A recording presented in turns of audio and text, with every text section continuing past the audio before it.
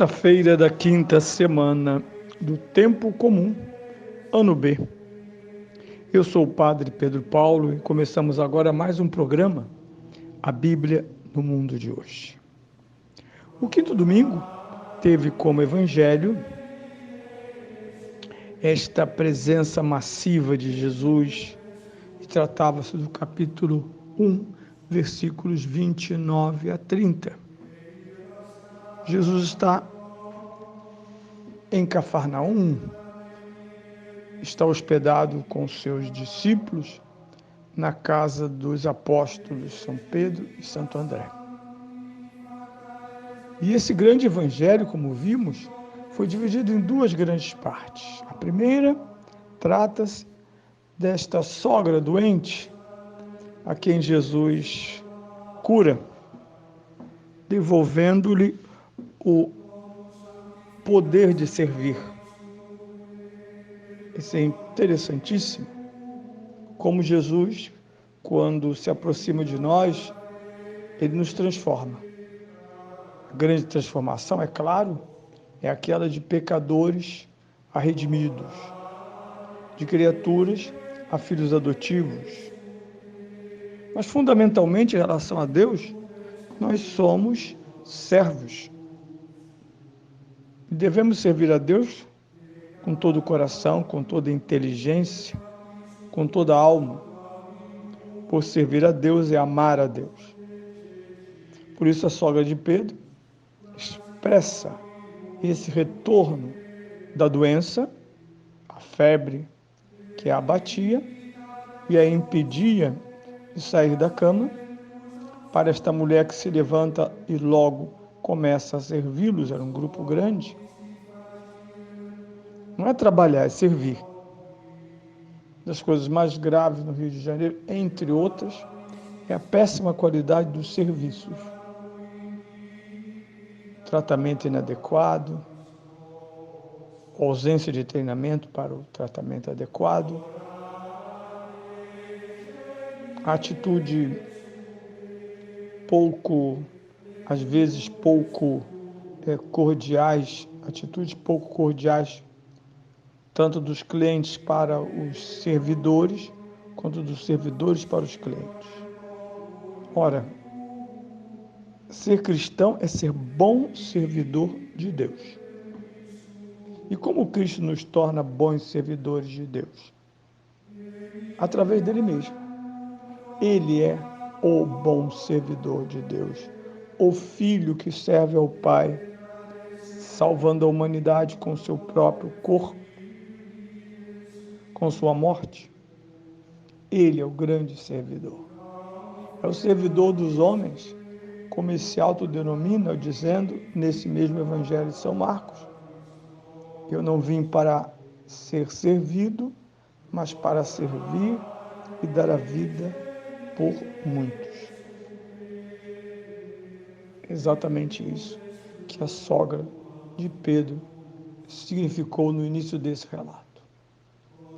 Logo depois, começa a ação do reino de Deus, que se aproxima dos homens e os liberta da doença física, psíquica, moral e, sobretudo, os liberta do poder opressor do império das trevas.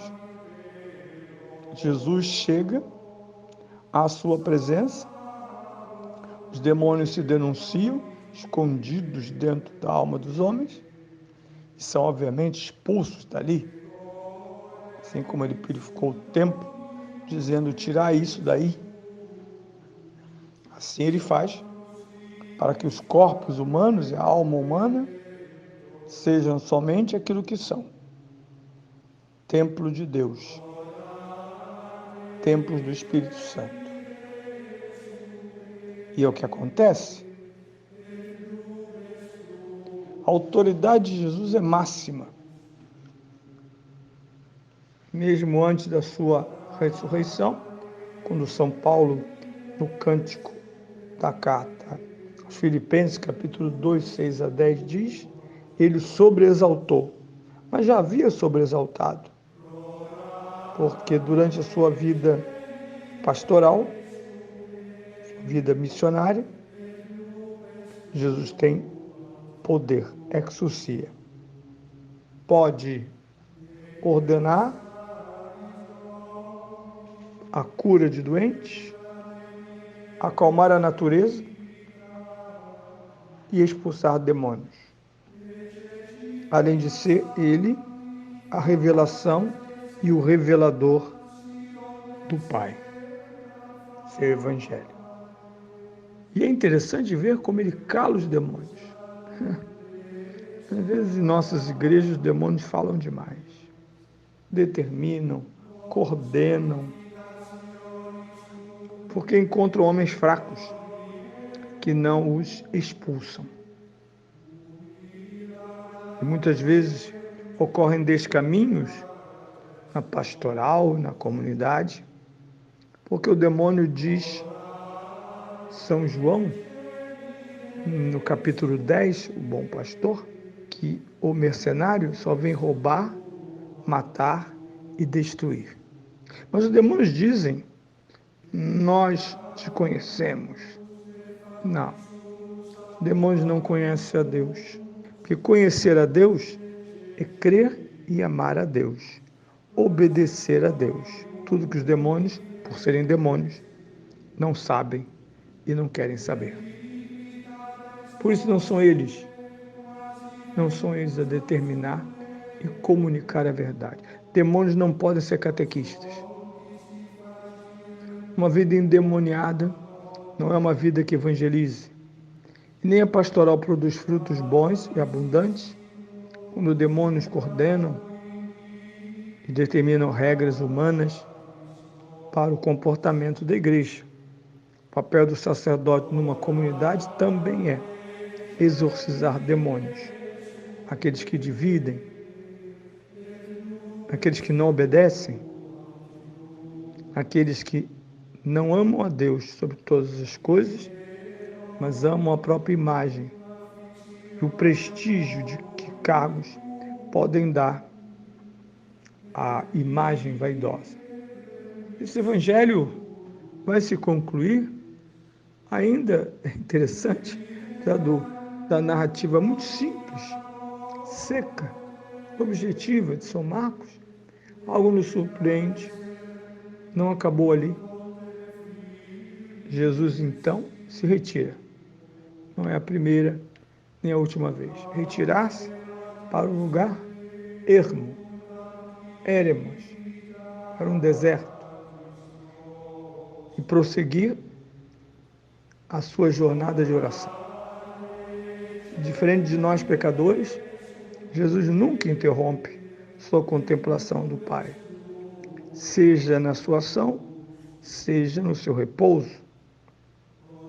Ele está sempre com o Pai. Sempre. E precisa louvar ao Pai, glorificá-lo, alimentar-se do seu rosto, que ele vê. Não é como nós que temos quase que uma antítese entre agir e rezar.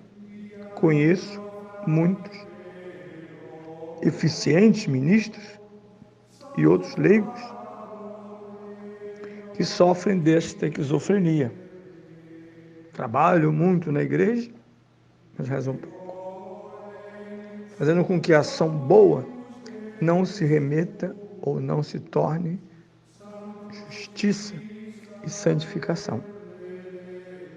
Fazem tanta coisa boa. São Paulo chega a dizer, salvam os outros sem salvar-se.